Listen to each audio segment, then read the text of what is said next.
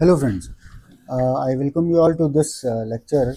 So in the previous lecture we saw that how to find out the first n even numbers. Now that lecture also demanded to find out the sum of those first n even numbers. So you have now you are knowing that how to find out the first n even numbers.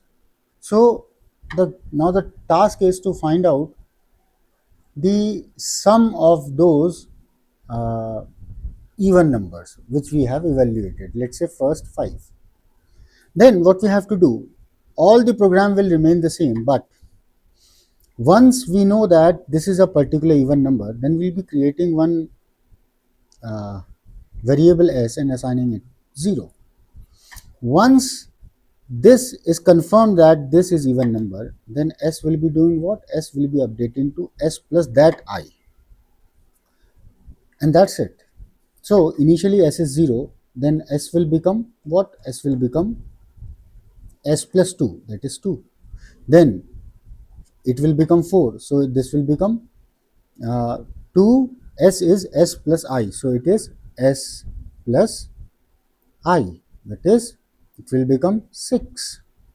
Then 6 will come, so it is 6 plus 6, that is 12, and in this way it will work till the program stops. So let us update the program which we have developed in the last lecture. So this is the program and we stopped here. Okay. So what we'll be doing, we will simply be making a variable s and assigning it 0. Now inside the loop, if I get confirmed that I is that even number, then what we have to do? We have to update s by adding that I to it. That's it, done. So finally, after this loop finishes, you simply print the sum.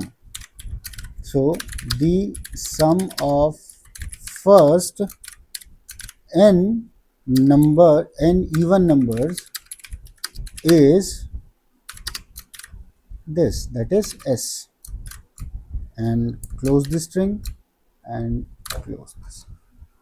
Now let's say I require the sum of first 4 even numbers.